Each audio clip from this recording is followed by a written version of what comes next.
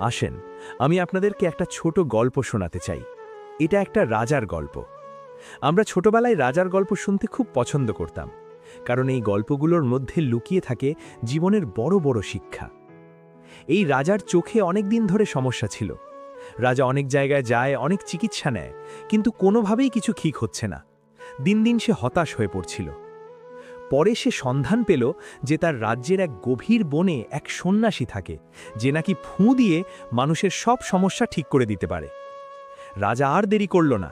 সে গেল সেই সন্ন্যাসীর কাছে, গিয়ে বলল, সন্ন্যাসী, আমার চোখে সমস্যা, একটু ঠিক করে দিন। সন্ন্যাসী ভালো করে দেখে বলল, রাজা, আমি আপনার সমস্যাটা বুঝতে পেরেছি। আপনি এক কাজ করেন, এখন থেকে আপনি শুধুমাত্র লাল জিনিস দেখবেন, শুধু লাল রঙের উপর চোখ রাখবেন, দেখবেন আপনার চোখ ঠিক হয়ে যাবে। রাজা বলল, আচ্ছা ঠিক আছে, ডান, ডিল। রাজা ফিরে গেল তার রাজ্যে। এখন ওই সময় তো আর ফটোশপ বা সহজ কোনো ব্যবস্থা ছিল না, তাই রাজা তার সব ভৃত্যকে ডেকে পাঠালো। সবাই এসে দাঁড়ালো। রাজা বলল, আমার এই পুরো রাজপ্রাসাদ সব কিছু লাল রং করে ফেলো। সবাই অবাক, পুরোটা লাল? রাজা বলল, হ্যাঁ, পুরোটা লাল। তারপর শুরু হলো কাজ। পুরো রাজপ্রাসাদ লাল রঙে রাঙানো হলো, দেয়াল, দরজা, আসবাব সব কিছু। এখন রাজা রাজপ্রাসাদে হাঁটাহাঁটি করে, চারদিকে শুধু লালই দেখে। কিছুদিন পর সত্যিই তার চোখ ভালো হওয়া শুরু হলো। রাজা তো মহা খুশি, আরে লাল লাল সব ঠিক হয়ে যাচ্ছে। কিন্তু একটা সমস্যা হলো, রাজা আর রাজপ্রাসাদের বাইরে যেতে পারে না, কারণ বাইরে তো অন্য রং আছে। তখন রাজা বলল, সেই সন্ন্যাসীকে ডেকে আনো, আমি তাকে পুরস্কৃত করব। সন্ন্যাসী এলো। সে তো সাদা কাপড় পরে থাকে, কিন্তু রাজপ্রাসাদে ঢুকতেই রাজার ভৃত্যনা লাল রঙের বড় বড় ডিব্বা নিয়ে তার গায়ে ছুঁড়ে মারল। সন্ন্যাসী তো পুরো লাল রঙে ভিজে গেল। সে অবাক হয়ে রাজার সামনে এসে দাঁড়াল। রাজা বলল, কি অবস্থা সন্ন্যাসী?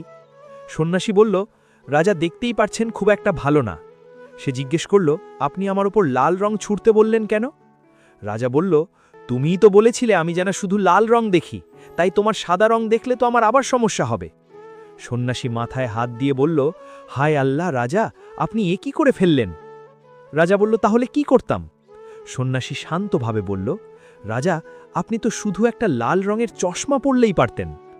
রাজা তখন বুঝতে পারল সে কত বড় ভুল করেছে। লজ্জায় তার অবস্থা খারাপ হয়ে গেল। সন্ন্যাসী তখন বলল, দেখেছেন রাজা, আমাদের সামনে যখন কোনো সমস্যা আসে, আমরা সেটা সমাধান করতে গিয়ে আমাদের চারপাশের সব কিছু বদলাতে চাই, অথচ সমস্যার সমাধান বেশিরভাগ সময়ই আমাদের নিজেদের মধ্যেই থাকে, কিন্তু আমরা সেটা খুঁজে পাই না। আমাদের জীবনেও ঠিক এমনটাই হয়।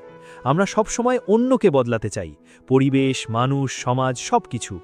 আমরা বলি, ওর এটা করা উচিত, তার ওটা করা উচিত, কিন্তু আমরা নিজেরা কি বদলাই? যদি আমরা নিজেরা একটু ভালো হই, একটু সৎ হই, একটু দায়িত্বশীল হই, তাহলে পুরো সমাজটাই আস্তে আস্তে বদলে যাবে। ওই যে একটা কথা আছে, আগে দৃষ্টিভঙ্গি বদলান, পৃথিবী বদলে যাবে।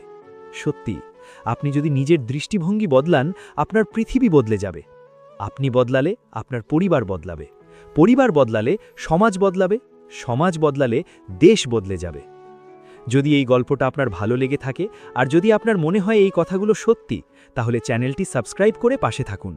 এমন আরও জীবন বদলে দেওয়ার মতো গল্প পেতে এখনই সাবস্ক্রাইব করুন, আর বেল আইকনটি অন করে রাখুন, যাতে কোনো ভিডিও মিস না হয়। আমরা একসাথে শিখব, একসাথে নিজেদের বদলাবো, ইনশাল্লাহ।